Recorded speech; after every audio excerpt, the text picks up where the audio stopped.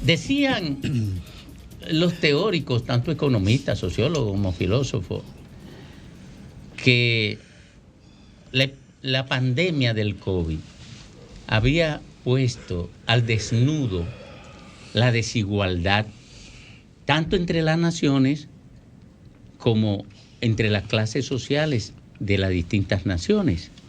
Bueno, ¿qué ocurrió con el palo de agua del viernes? Que puso al desnudo las desigualdades en esta sociedad. Porque la gente no entiende esto. Y por eso, bueno, ya yo sustituí a Nieves, ya es radical, no es Nieves, sino yo. A mí es que todo el mundo me dice que soy muy radical, hasta mis compañeros de aquí. ¿Qué es lo que fue que descubrió ese palo de agua? Señores, la desigualdad socioeconómica de este país. Porque esos cinturones de miseria que están al lado de las cañadas o que están al borde de la ciudad son la expresión de la exclusión, son la expresión de la desigualdad económica. Porque miren señores, ¿por qué gente como Ricardo y yo condenamos la AFP y las ARS? Oigan, ¿qué es lo que pasa, señores? El ser humano pobre y enfermo es un producto de un modelo económico. Es un desecho económico el ser humano pobre y enfermo, y que usted entonces le quite, le esquilme, le expropie lo poco que puede tener a su disposición cuando ya él se convierte en un bagazo. Ahí está. Tú lo citabas, me parece, Ricardo, el peón. ¿El peón? Sí, el cuento de Juan Bosch. Los amos. Era al revés. Sí. Los amos. El cuento de Juan Bosch. Miren, señores. Sigue vigente igualito. Sigue vigente. Lo único que no es rural. No es rural. En cualquier lugar. Porque se trasladó a las grandes ciudades. Es urbano ahora. La pobreza ahora Los amos es urbano. Sí, porque antes había una exclusión territorial. Está en el condominio vigilando. Pero ahora la exclusión es simple y llanamente económica. Claro. Miren, señores, oigan estos señores de la élite política y la élite económica.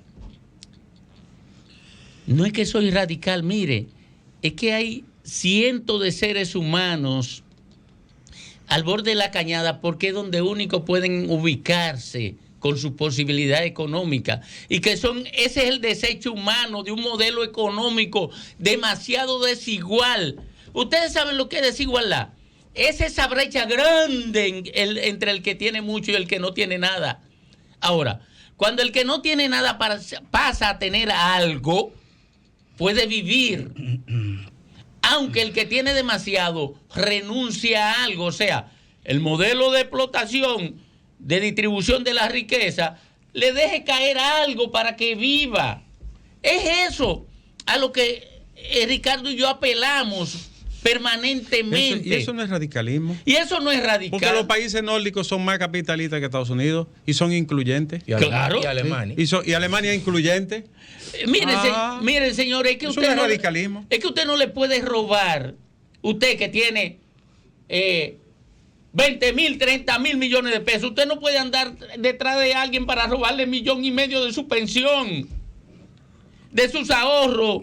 Usted no puede andar detrás de eso, porque usted tiene 50,000 millones de pesos, 70,000 millones de pesos. Usted no puede andar robándole 1,5 millones a un infeliz que lo tiene después de 60 años para poner un negocito, un chimichurri, para vivir dignamente y no tener que vivir dentro de una cañada que cuando crece se lo lleva y se salvan de casualidad. Ese modelo económico es insoportable. Ese modelo económico es insoportable. ¿Ustedes saben por qué no ocurren esas tragedias en Uruguay? ¿Ustedes quieren saber por qué? Bueno, porque es una economía de clase media. Solo tiene 4% de pobres. Solamente tiene 4% de pobres. Mujica lo dejó en un 2%. ¿Y el índice de educación? Tiene 13 años Casi educativos. tasa cero de Promedio, desempleo. 13 años educativos, maestro. Tasa cero de República desempleo. Dominicana, 5 años y medio. Ahora, Domingo, 13. Domingo, adicional a eso que tú señalas, algo que evidenció la lluvia del viernes es la pantomima, lo absurdo o lo falso que ha sido todo nuestro discurso de crecimiento económico en los últimos 40 años.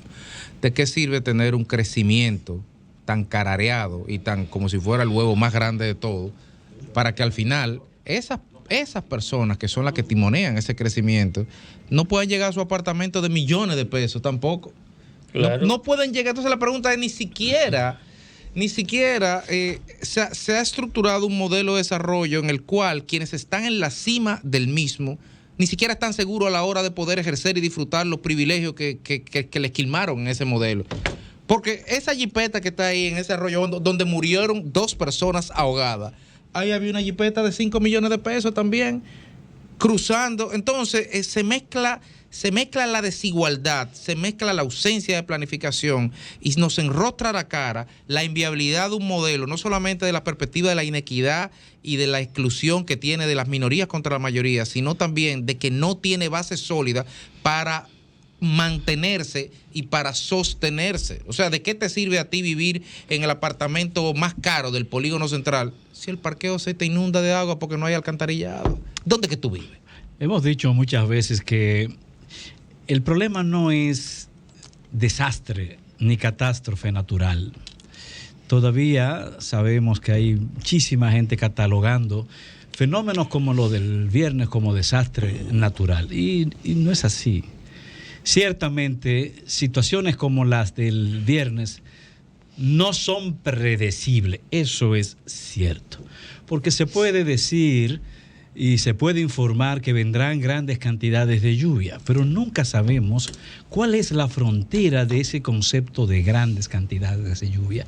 En este caso, el viernes, efectivamente tuvimos lluvia como yo no recuerdo haber visto fuera de la época de huracanes, e incluso más lluvia que durante el paso de muchos huracanes por nuestra isla. Definitivamente nos sorprendió en cuanto a las grandes cantidades. Ok, no podemos predecir esos fenómenos, la intensidad de esos fenómenos naturales, pero sí podemos predecir las catástrofes humanas. Eso sí se puede predecir. Y se puede predecir porque, como ya se ha mencionado acá, nuestra sociedad está organizada de manera, desde el punto de vista socioeconómico, de manera muy desequitativa, de manera muy desigual. Es una organización económico-social que se da en nuestros seres humanos en República Dominicana, en donde se traduce esa formación, ese ordenamiento vertical en que muchos, como ya dijera Domingo, lo tienen todo y la inmensa mayoría vive en condiciones de dificultades. Entonces, eso sí se puede predecir y por esa razón es que los gobiernos y los municipios, las alcaldías, se deben de organizar desde el punto de vista de la gerencia. Porque este fenómeno del viernes también puso en evidencia que ha habido serios problemas tanto en la organización del territorio, porque aquí, como ya sabemos, no hay una ley de ordenamiento territorial, pero puso en evidencia también la falta de planificación urbana, el poco sentido urbanístico, pensándolo de manera rigurosa. ¿Qué ocurre en una ciudad como Santo Domingo, la principal ciudad de República Dominicana, la capital del país? Porque en esta ocasión el problema no solo ocurrió en las zonas pauperizadas, no solo ocurrió en las zonas marginales de República Dominicana, donde suele tener un impacto terrible en términos humanos, especialmente cuando hay ciclones. Pero ocurre que la ciudad entera, incluyendo las zonas residenciales, donde vive clase media alta y un chin más para allá, también sufrieron de este tipo de situación. No se puede decir solamente que se trata de... Pero por las mismas razones. Sí, pero por la misma razón, la carencia de una planificación y finalmente la falta de visión en la gerencia de ahora y la gerencia anterior, la falta de responsabilidad de quienes tienen que trabajar de cara a este tipo de fenómenos, porque insisto, sí se puede predecir el desastre humano conforme a la respuesta de la naturaleza, porque eso sí que es incontrolable. Pero en términos hidrológicos, compañero Lenchi, yo no sé por qué a todo el mundo, yo no he escuchado a las autoridades hablar del otro fenómeno que más se pareció, aunque aquí fue en un solo día y en horas, pero hace unos años atrás, yo no recuerdo bien si 2016, 2017, no recuerdo bien la fecha, pero en Puerto Plata se dio un fenómeno extrañísimo en materia ambiental hidrológica, que se plantó en aquel tiempo. Meteorológica, tú dices. Sí, fue meteorológico, pero la precipitación, me refiero a la cantidad de agua. En Puerto Plata, hace unos años atrás, se instaló un frente nuboso que duró lloviendo, no recuerdo si semanas, que inclusive de la NASA y otros expertos internacionales no le daban una explicación natural de por qué se plantó ese sistema de agua sobre Puerto Plata de manera constante durante días o semanas.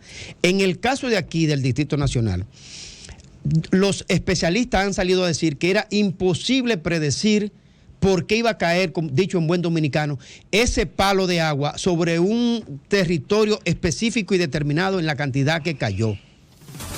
Síguenos en las redes sociales. Búscanos @Sol1065 FM. Lo mejor de nuestro contenido más cerca de ti.